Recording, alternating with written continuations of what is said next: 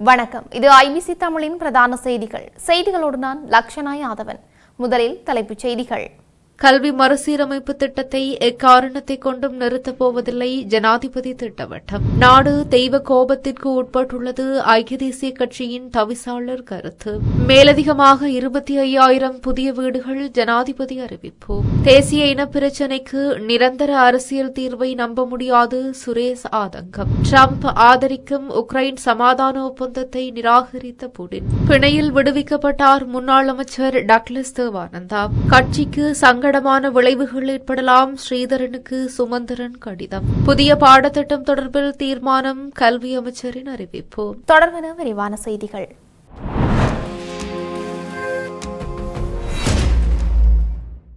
புதிய கல்வி மறுசீரமைப்பு திட்டத்தை எக்காரணத்தை கொண்டும் நாம் நிறுத்தப் போவதில்லை என்று ஜனாதிபதி அனுரகுமார திசாநாயக்க திட்டவட்டமாக தெரிவித்துள்ளார். ரீபில்டிங் ஸ்ரீலங்கா வேலை திட்டத்தின் கீழ் அனர்த்தம் காரணமாக முழுமையாக சேதமடைந்த வீடுகளுக்கான இழப்பீடு வழங்குதல் மற்றும் புதிய வீடுகளை நிர்மாணிப்பதற்கான ஆரம்ப நிகழ்வில் உரையாற்றும் போதே இதனை குறிப்பிட்டார். மேலும் பேசிய அவர், நீண்ட காலமாக கல்வி மறுசீரமைப்பு தொடர்பில் பலவாறான கருத்தாடல்கள் இருந்தது. நாங்கள் அந்த புதிய கல்வி மறுசீரமைப்புக்கு கை வைத்தது மாத்திரம்தான் அவதூறுகளும் அவமதிப்புகளும் செய்யப்படுகின்றன. மேலும் அர்த்தமற்ற காரணங்களை முன்வைத்து கல்வி மறுசீரமைப்பை நிறுத்துவதற்கு பாரிய முயற்சியில் ஈடுபட்டுள்ளனர். யாரு என்ன சொன்னாலும் புதிய கல்வி மறுசீரமைப்பை நிறுத்தப் போவதில்லை. இலங்கை வரலாற்றில் 2025 ஆண்டிலே பொருளாதாரத்தின் பல அபிவிருத்திகளை பெற்றுக்கொண்ட சந்தர்ப்பமாகும். அரசாங்கத்தின் வருமானம் அதிகரிப்பு மற்றும் வரவு செலவு திட்டத்தின் குறைந்தளவான துண்டு விழும் தொகை 1977 ஆண்டுக்கு பின்னர் ஏற்பட்ட குறைந்தளவான துண்டு விழும் தொகையாகும். அதோடு அதிகளவான உல்லாச பயணிகளின் வருகை அதிகமான வருவாயை பெற்றுக்கொண்டு பொருளாதாரத்தில் அபிவிருத்தியை கைப்பற்றிய சந்தர்ப்பத்திலே டித்வா எம்மை தாக்கியது. அவ்வாறான இயற்கை அனர்த்தங்களுக்கும் முகம் கொடுக்கும் நிலையை நாம் கொண்டிருக்க வேண்டும் என குறிப்பிட்டுள்ளார். இலங்கை தெய்வத்தின் கோபத்திற்கு உட்பட்டுள்ளதாக ஐக்கிய தேசிய கட்சியின் தவிசாளர் வஜ்ர அபேவர்த்தன தெரிவித்துள்ளார். நாடு இன்று எதிர்நோக்கியுள்ள அனர்த்த நிலைமைகளுக்கு தெய்வத்தின் கோபமே காரணம் எனவும் அவர் தெரிவித்துள்ளார். சில விடயங்களை மனிதர்களால் கட்டுப்படுத்த முடியும் எனவும் சிலவற்றை அவ்வாறே கட்டுப்படுத்த முடியாது எனவும் அவர் தெரிவித்துள்ளார். தற்போதைய தேசிய மக்கள் சக்தி அரசாங்கம் குரோதத்தை விதைத்து ஆட்சி அதிகாரத்தை கைப்பற்றியது என அவர் குற்றம் சுமத்தியுள்ளார். ஆட்சி அதிகாரத்தை கைப்பற்றும் நோக்கில் இந்த அரசாங்கம் பாரிய அளவில் பொய் பிரச்சாரங்களை மேற்கொண்டது எனவும் அவர் குற்றம் சுமத்தியுள்ளார். இந்த பொய்களினால் தெய்வ கோபம் ஏற்பட்டு நாடு அனர்த்தங்களை எதிர்நோக்கியுள்ளதாகவும் தெரிவித்துள்ளார். கடந்த 2004 ஆண்டிலும் இவ்வாறு ஒரு நிலைமை ஏற்பட்டு சுனாமி பேரழிவு நிகழ்ந்தது என அவர் தெரிவித்துள்ளார். ரணில் விக்ரமசிங்கவின் ஆட்சியை கவிழ்ப்பதற்கு அப்போது இவ்வாறு பொய்யுரைக்கப்பட்டது எனவும் இதனால் கடவுளின் கோபத்திற்கு உட்பட்ட நாடு சுனாமி அனர்த்தத்தை எதிர்கொண்டது எனவும் வஜ்ர அபேவர்த்தன தெரிவித்துள்ளார். இந்த அரசாங்கம் குரோதம், கோபம், பேராசை, பொய்களை விதைத்தது எனவும் அதன் பாரதூரமான விளைவுகள் ஆபத்தானவை எனவும் அவர் எச்சரிக்கை விடுத்துள்ளார். பழக்கமில்லாத ஓர் தரப்பு தற்பொழுது பௌத்த பிக்குகளை வணங்கவும் தானங்களை செய்யவும் பழகிக் கொண்டுள்ளது என அவர் குறிப்பிட்டுள்ளார். டித்வா புயலினால் அனர்த்தத்திற்குள்ளான வீடுகளை மீள கட்டியெழுப்பும் பணிகளின் போது சுமார் 20,000 முதல் 25,000 வீடுகள் வரை புதிதாக கட்டப்பட வேண்டியுள்ளதாக ஜனாதிபதி அனுரகுமார திசாநாயக்க தெரிவித்துள்ளார்.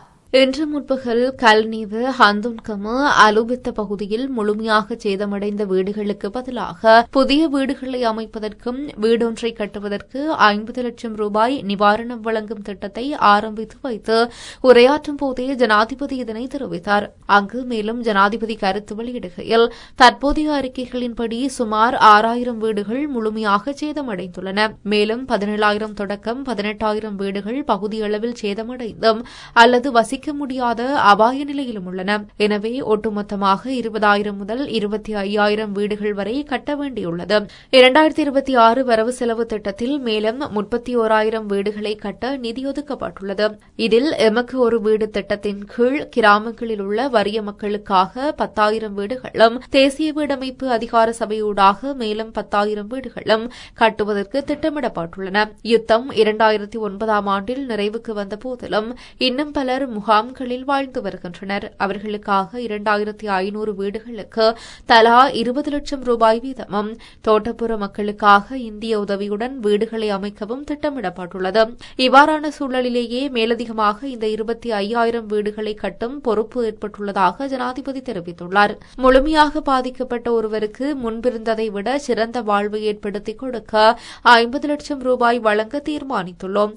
ஆரம்பத்தில் 20 லட்சம் ரூபாயும், அதனைத் தொடர்ந்து கட்டுமான பணிகளின் முன்னேற்றத்தை பொறுத்து தலா 15 லட்சம் ரூபாய் வீதம் 2 தவணைகளாக மீதி தொகை வழங்கப்படும். நிதியில் ஒருபோதும் தாமதம் ஏற்படாது. 2 முதல் 3 மாதங்களுக்குள் விரைவாக வீடுகளை கட்டி முடிக்க வேண்டும். அதே நேரம் பகுதியளவில் சேதமடைந்த வீடுகளுக்கு தலா 5 லட்சம் ரூபாய் கொடுப்பனவு வழங்கப்படும். எமது தற்போதைய வாழ்க்கை தரத்திலேயே இருக்க முடியாது.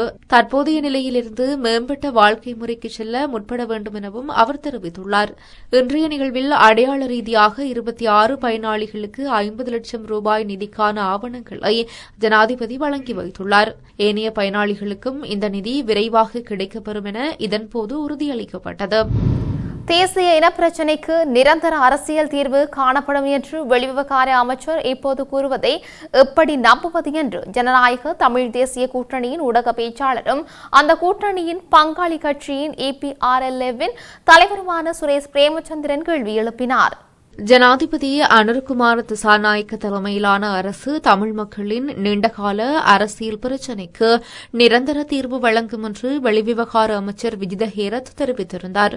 தமிழ் மக்களை இந்த அரசு ஒருபோதும் ஏமாற்றாது என்றும் அவர் குறிப்பிட்டிருந்தார். இது தொடர்பில் கருத்துரைக்கும் போதே சுரேஷ் பிரேமச்சந்திரன் மேற்கண்டவாறு தெரிவித்துள்ளார். இந்த அரசு இன்று வரை தமிழ் மக்களுக்கு வழங்கிய உறுதிமொழிகளை நிறைவேற்றவில்லை. முக்கியமான சில உறுதிமொழிகளாக கருதப்படும் காணி விடுவிப்பு, பயங்கரவாத தடை சட்டம் முழுமையாக நீக்கம், தேசிய இனப்பிரச்சினைக்கு உரிய தீர்வு ஆகிய உறுதிமொழிகள் இன்னமும் நிறைவேற்றப்படாமல் உள்ளன.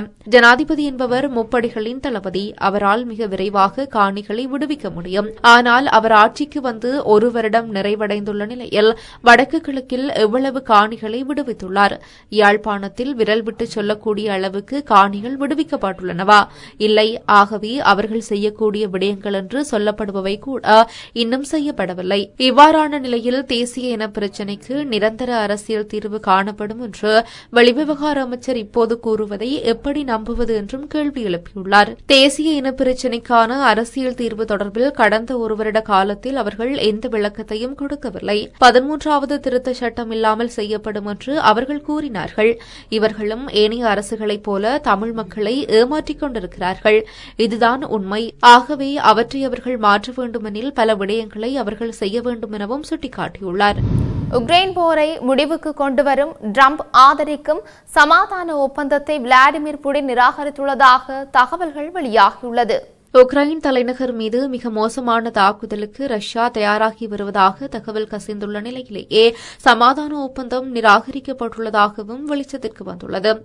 இந்த விவகாரம் தொடர்பில் கருத்து தெரிவித்துள்ள ரஷ்ய வெளிவிவகார அமைச்சகம், உக்ரைனுக்கு பாதுகாப்பு உத்தரவாதங்களை வழங்குவதற்கான அமெரிக்க ஐரோப்பிய ஒப்பந்தமானது அமைதிக்கான ஒருங்கிணைந்த பாதைக்கு மாறாக உண்மையான போருக்கான ஆயுதம் என்று விமர்சித்துள்ளது. ஆனால் ரஷ்யாவின் இந்த முடிவுக்கு முதன்மை காரணமாக வெனிசுலாவில் இருந்து வெளியேறிய எண்ணெய் கப்பல்களில் ஒன்றை அமெரிக்க கடற்படை அத்துமீறி கைப்பற்றியதே காரணம் என கூறப்படுகிறது. அது மட்டுமன்றி ரஷ்ய எண்ணெயை வாங்கும் நாடுகளை மிக கடுமையாக தண்டிக்கும் பிரேரணை ஒன்றை ட்ரம்ப் ஆதரித்திருப்பதும் புடினின் இந்த முடிவுக்கு காரணமாக கூறப்படுகிறது. வியாழக்கிழமை ரஷ்ய வெளிவிவகார அமைச்சகம் வெளியிட்டுள்ள அறிக்கையில், ட்ரம்பும் ஐரோப்பிய நாடுகளும் முன்வைத்துள்ள அந்த ஆவணம் ஒரு சமாதான தீர்விலிருந்து மிகவும் தொலைவில் இருந்தது என கடுமையாக விமர்சித்தது. இந்த பிரகடனம் நீடித்த அமைதி மற்றும் பாதுகாப்பை அடைவதை நோக்கமாக கொண்டிருக்கவில்லை. மாறாக ராணுவமயமாக்கல், தீவிரமடைதல் மற்றும் மேலும் மோதல் மோசமடைதலை தொடர்வதை நோக்கமாக கொண்டுள்ளது எனவும் குறிப்பிட்டுள்ளனர். இந்நிலையில் ரஷ்யாவின் இந்த அதிரடியான நிராகரிப்பை அடுத்து அமெரிக்க தூதரகம் கியேவில் உள்ள அதன் குடிமக்களுக்கு ஒரு தீவிர எச்சரிக்கையை விடுத்துள்ளது. அடுத்த சில நாட்களில் எந்த நேரத்திலும் குறிப்பிடத்தக்க வான்வெளி தாக்குதல் நிகழலாம் என்பதால் அவர்கள் உடனடியாக பாதுகாப்பான இடங்களுக்கு வெளியேற தயாராக வேண்டும் எனவும் அறிவுறுத்தியது. அண்மையில் கைது செய்யப்பட்டு விளக்கமறியலில் வைக்கப்பட்டிருந்த முன்னாள் அமைச்சர் டக்ளஸ் தேவானந்தா இன்று பிணையில் செல்ல அனுமதிக்கப்பட்டுள்ளார். இன்று கம்பஹா நீதிமன்றத்தில் அவர் முன்னிலைப்படுத்தப்பட்ட போது அவரை பிணையில் செல்ல அனுமதிக்குமாறு நீதவான் உத்தரவிட்டார். 2019 ஆண்டு திட்டமிடப்பட்ட குற்றவாளி மஹாந்திரே மதுஷின் மீதான விசாரணைகள் எடுத்துக் கொள்ளப்பட்டன. இதன்போது 2001 ஆண்டு ராணுவத்தால் டக்ளஸுக்கு தனிப்பட்ட பயன்பாட்டிற்காக வழங்கப்பட்ட துப்பாக்கி மதுசிடம் கண்டுபிடிக்கப்பட்டது. இது தொடர்பான விசாரணை குறித்து முன்னாள் அமைச்சர் டக்ளஸ் அண்மையில் கைது செய்யப்பட்டு விளக்கமறியலில் வைக்கப்பட்டார். இந்நிலையிலேயே தற்போது அவரை பிணையில் செல்ல அனுமதித்து நீதிமன்றம் உத்தரவிட்டுள்ளது.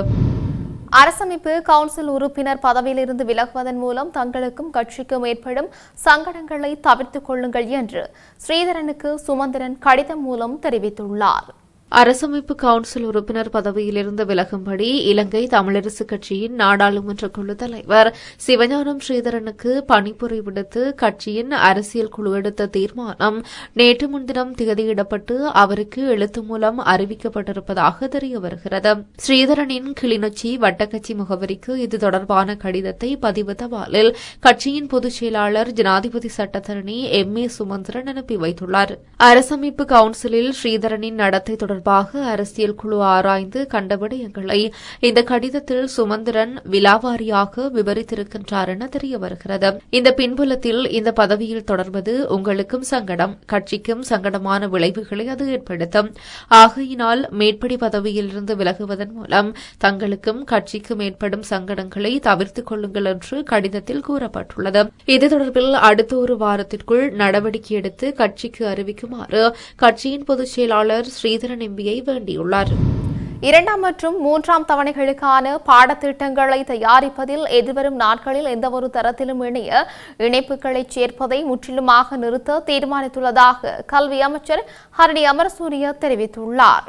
இன்று இடம்பெற்ற நாடாளுமன்ற அமர்வில் கலந்து கொண்டு கருத்து தெரிவிக்கும் போதே அவர் இதனை தெரிவித்தார். தேசிய கல்வி நிறுவனத்தின் கல்வி விவகார சபை மூலம் இந்த தீர்மானம் மேற்கொள்ளப்பட்டதாகவும் அவர் சுட்டிக்காட்டினார். குறித்த பாடத்திட்டங்களில் தற்போது சேர்க்கப்பட்டுள்ள வலைதளங்கள் மற்றும் பிற ஆதாரங்களுக்கு கட்டணம் செலுத்த தேவையில்லை எனவும் பிரதமர் இதன்போது தெரிவித்தார். மேலும் அரசாங்க வலைதளங்களை பயன்படுத்தும் போது வெளிப்படைத்தன்மை, பொறுப்புக்கூறல் மற்றும் கொள்முதல் ஆகியவற்றில் எந்த பிரச்சினையும் இல்லை எனவும் பிரதமர் ஹரணி அமரசூரிய மேலும் தெரிவித்தார். செய்திகளின் நிறைவாக மீண்டும் தலைப்புச் செய்திகள். கல்வி மறுசீரமைப்பு திட்டத்தை எக்காரணத்தை கொண்டும் நிறுத்தப் போவதில்லை ஜனாதிபதி திட்டவட்டம். நாடு தெய்வ கோபத்திற்கு உட்பட்டுள்ளது ஐக்கிய தேசிய கட்சியின் தவிசாளர் கருத்து. மேலதிகமாக 25,000 புதிய வீடுகள் ஜனாதிபதி அறிவிப்பு. தேசிய இனப்பிரச்சினைக்கு நிரந்தர அரசியல் தீர்வை நம்ப முடியாது சுரேஷ் ஆதங்கம். டிரம்ப் ஆதரிக்கும் உக்ரைன் சமாதான ஒப்பந்தத்தை நிராகரித்த புடின். பிணையில் விடுவிக்கப்பட்டார் முன்னாள் அமைச்சர் டக்ளஸ் தேவானந்தா. கட்சிக்கு சங்கடமான விளைவுகள் ஏற்படலாம் ஸ்ரீதரனுக்கு சுமந்திரன் கடிதம். புதிய பாடத்திட்டம் தொடர்பில் தீர்மானம் கல்வி அமைச்சரின் அறிவிப்பு. இத்துடன் IBC தமிழின் பிரதான செய்திகள் நிறைவு பெற்றன. செய்திகளை உடனுக்குடன் அறிந்து கொள்ள IBC தமிழ் என்ற நமது YouTube பக்கத்தினூடாக இணைந்திருங்கள். வணக்கம்.